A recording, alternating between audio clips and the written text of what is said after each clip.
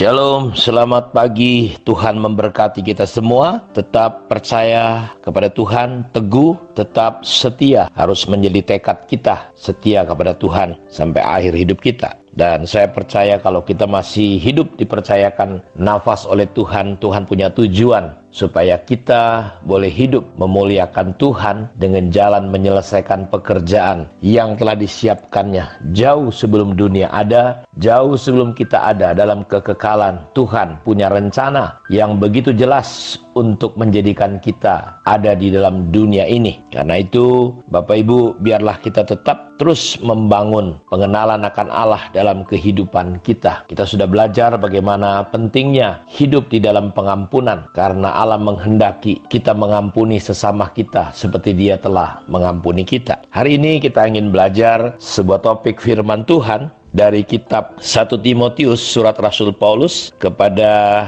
anak didiknya, muridnya Timotius. Dikatakan seperti ini dalam ayat yang ke-11 dalam 1 Timotius 6 ayat 11. Tetapi engkau, hai manusia Allah, jauhilah semuanya itu, kejarlah keadilan, kejarlah ibadah, kesetiaan, kasih, kesabaran, dan kelembutan. Rasul Paulus berkata kepada anak didiknya, hai engkau manusia Allah, man of God, abdi Allah, hamba Allah. Kita perlu mengejar. Mengejar apa? Mengejar yang namanya keadilan. Mengejar apa? Mengejar yang namanya ibadah. Mengejar apa? Mengejar yang namanya kesetiaan. Mengejar apa? Mengejar kasih, mengejar kesabaran dan kelembutan. Dalam ayat sebelumnya, Rasul Paulus sedang menceritakan bagaimana mereka orang-orang yang ingin kaya terjatuh ke dalam pencobaan, ke dalam jerat, dan ke dalam berbagai-bagai nafsu yang hampa dan yang mencelakakan, yang menenggelamkan manusia ke dalam keruntuhan dan kebinasaan. Ayat 10. Karena akar segala kejahatan ialah cinta uang, sebab oleh memburu uanglah beberapa orang telah menyimpang dari iman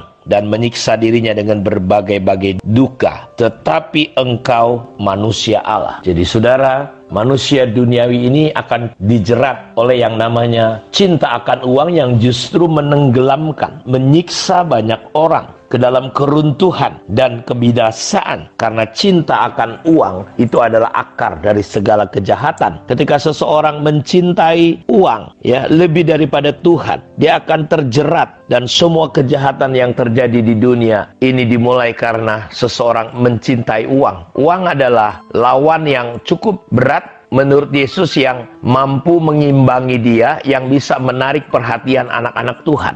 Dia berkata, kamu tidak bisa mengabdi kepada Tuhan dan kepada Mamon. Jadi menurut Tuhan Yesus, hal yang bisa menarik perhatian kita itu bernama uang. Karena itu uang jangan kita jadikan Tuhan, jangan jadikan dia Tuan. Jadikanlah uang itu menjadi hamba di bawah telapak kaki kita. Saudara, kerajaan Allah bukan cerita tentang makan minuman, bukan cerita kekayaan. Kerajaan Allah cerita tentang kebenaran. Karena itu sebagai manusia Allah, man of God, kita adalah manusia ilahi. Kita justru harus membelakangi hal-hal seperti itu, dan kita mulai mengejar keadilan, mengejar ibadah, mengejar kesetiaan, mengejar kasih, mengejar kesabaran, dan mengejar kelembutan. Hari ini kita akan mulai belajar bagaimana kita bisa memahami apa yang dimaksud dengan manusia Allah, manusia ilahi. Manusia itu adalah makhluk roh. Manusia itu diciptakan segambar dengan Allah. Allah itu roh. Barang siapa menyembah dia, harus menyembahnya di dalam roh dan di dalam kebenaran. Kita tidak diciptakan segambar dengan monyet seperti teori Darwin, tetapi kita diciptakan oleh Tuhan segambar dengan pribadinya, dengan dirinya. Dan Allah itu adalah roh. Jadi saudara, kita yang sebenarnya adalah makhluk roh yang memiliki jiwa dan tinggal di dalam tubuh. Jadi manusia itu ada 3 bagian. Hal yang paling hakiki dari manusia bukan tubuhnya, bukan jiwanya, tetapi hal yang paling hakiki dalam hidup manusia adalah rohnya. Karena kita diciptakan segambar dengan Allah. Karena Allah itu roh, kita adalah roh. Karena itu manusia tidak akan pernah mengalami kematian. Yang disebut kematian itu cuma tubuh kita terpisah dengan roh kita. Tetapi roh manusia itu sendiri tidak bisa mati, karena diciptakan segambar dengan Allah, kekal adanya. Jadi ketika kita mati, kita akan masuk dalam kekekalan. Dan hanya ada dua tempat, surga atau neraka. Dan kita akan menjalani kekekalan hidup kita di mana. Itu tergantung, terserah kita hidup di dunia hari ini. Apakah kita bertobat, mau percaya Tuhan, atau kita menolak Tuhan. Karena itu manusia kekal. Tempatnya tinggal pilih di surga atau di neraka. Tapi saya berdoa, saudara mengambil keputusan yang benar, yaitu memilih Tuhan. Bertobat, berbalik kepada Tuhan, menerima Yesus sebagai Tuhan dan Juru Selamat kita. Lalu saudaraku, manusia punya yang namanya jiwa. Roh kita itu fungsinya adalah persekutuan. Jadi roh kita itu yang bisa menyentuh dan bersekutu dengan Allah. Jiwa kita dan tubuh kita tidak bisa menyentuh Allah. Tetapi roh kita yang bisa bersekutu. Karena itu fungsi roh kita adalah kita bersekutu dengan Allah. Lalu yang kedua, fungsi roh kita adalah intuisi. Yang pertama persekutuan, yang kedua adalah intuisi. Kita bisa menangkap siaran, radar. Seperti kalau saudara, hari ini dimanapun saudara berada, sebenarnya di udara itu ada banyak suara dan gambar. Tapi kita tidak bisa menangkap karena kita tidak pasang antenanya.